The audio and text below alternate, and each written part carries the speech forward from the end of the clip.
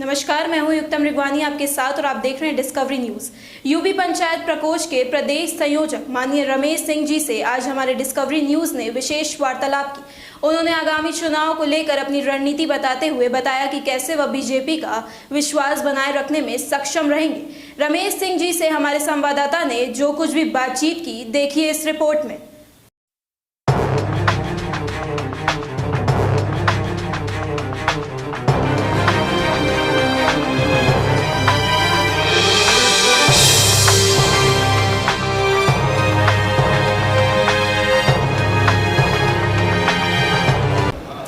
नमस्कार, आप देख रहे हैं डिस्कवरी न्यूज और मैं हूं आपके साथ आशीष शाही। इस समय हम गोरखपुर में हैं। गोरखपुर में भारतीय जनता पार्टी के वरिष्ठ नेता रमेश सिंह जी हमारे साथ हैं और रमेश सिंह को एक बड़ी जिम्मेदारी आपको भारतीय जनता पार्टी की तरफ से दी गई है। क्या कुछ खास आप कहेंगे भारतीय जनता पार्टी को? देखिए, नेतृत्व ने हमारा ऐसा काम किया है कि जो गांव गरीब किसान के लिए काम किया है और गांव गरीब किसान में ही पंचायत आती है। पंचायत में एक प्रधान से लेकर के जिला पंचायत अध्यक्ष तक सभी लोगों ने योगी सरकार की नीतियों पर मुहर लगाई, मोदी सरकार के किए काम पर मुहर लगाई और एक व्यापक रूप से पूरा उत्तर प्रदेश में जन समर्थन दिया है। और हम सब पंचायत प्रतिनिधियों के माध्यम से जो क्षेत्र में प्रधान हैं, जो ब्लॉक प्रमुख हैं, जो जिला पंचायत सदस्य हैं, जो बीडीसी हैं और जिला पंचायत अध्यक्ष हैं और आने वाला समय में लोकल बॉडी भी होने जा रही है, इनके सबके माध्यम से जो सरकार की नीतियां हैं उसका पूरा समन्वय करते हुए इन जनप्रतिनिधियों के माध्यम से हम आम जनता को मोदी और योगी सरकार के काम को ज़मीनी हद तक में अलिम जामला पहनाने का काम करेंगे। बिल्कुल, लेकिन ये मुख्यमंत्री का शहर गोरखपुर में है। थोड़ी सी बारिश में पूरा गोरखपुर जल जमाव से भरा हुआ है। क्या आपको लगता है कहीं न कहीं अधिकारियों की चूक है, कहीं न कहीं भारतीय जनता पार्टी इस काम को नहीं करा पा रही है? देखिए, पूरा उत्तर प्रदेश जानता है कि गोरखपुर शहर अब उत्तर प्रदेश की मानचित्र में ही नहीं पूरे देश के मानचित्र में आ रहा है।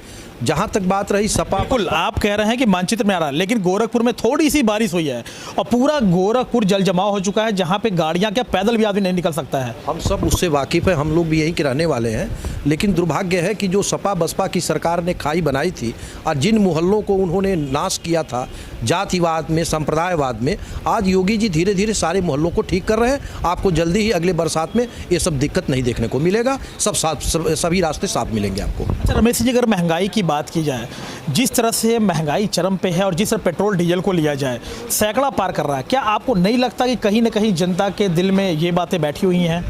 देखिए, जहाँ तक महंगाई की और पेट्रोल डीजल की बात है, ये हमारे राष्ट्रीय प्रवक्ता, हमारी राष्ट्रीय सरकार, हमारी केंद्र की सरकार इस पर समय समय पर अपनी बात रखती है और वो पूरे दुनिया में ये क्रूड ऑयल से संबंधित होता है। जैसे क्रूड ऑयल जब फ्लक्चुएट करता है उसी अनुसार इसका दाम घटता और बढ़ता रहता है। लेकिन आम जनता जानती है कि केंद्र सरकार के सुलभ नीतियों के नाते, जन जन की नीतियों के नाते हम सब आज सामान्य जीवन जी रहे हैं और आपको देखेंगे कि भविष्य में इस पर भी कंट्रोल किया जाएगा।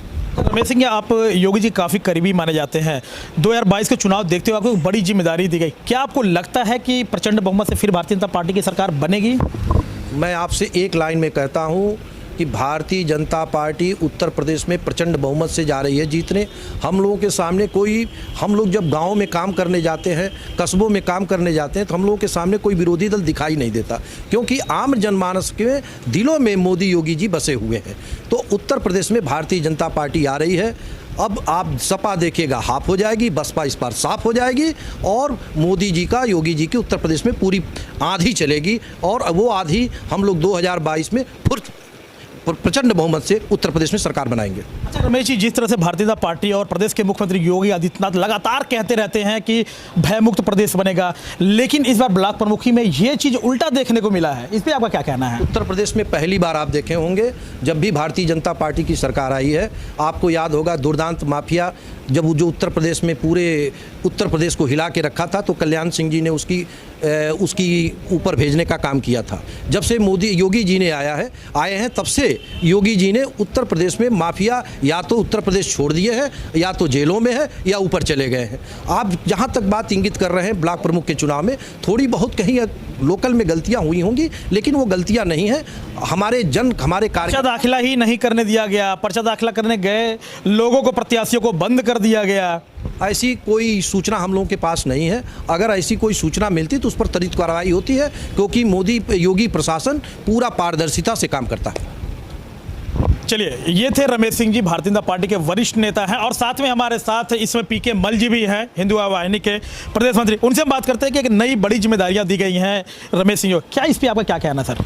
ये बहुत बड़ी जिम्मेदारी इसलिए भी है कि केंद्र सरकार और प्रदेश सरकार की जन कल्याणकारी योजनाएं समाज के अंतिम व्यक्ति तक पहुँचे, उसके लिए पंचायत का मजबूत होना ये बहुत इम्पॉर्टेंट है। और ये भारतीय जनता पार्टी का जो शीर्ष नेतृत्व ने श्री रमेश सिंह जी को ये बड़ी जिम्मेदारी दी है कि इनको सबको कोऑर्डिनेट करके आपस में एक अच्छे उत्तर प्रदेश और सशक्त उत्तर प्रदेश और समृद्ध उत्तर प्रदेश का निर्माण हो सके। जी बहुत बहुत आप देख सकते हैं कि किस तरह से यहाँ पे तांता लगा हुआ है बधाई देने का। आप देख सकते हैं कि यहाँ पे फूल माले किस तरह से रखे गए हैं और यहाँ पे बधाई देने के लिए तातार लगे हुए हैं। अगर 2022 का चुनाव देखा जाए, जिस तरह से भारतीय जनता पार्टी वरिष्ठ लोगों को बड़ी बड़ी जिम्मेदारियां दे रही है और रमेश सिंह का भी सीधा और साफ कहना है कि प्रचंड बहुमत से भारतीय जनता पार्टी की सरकार बनेगी। आशीष शाही, डिस्कवरी न्यूज़, गोरखपुर।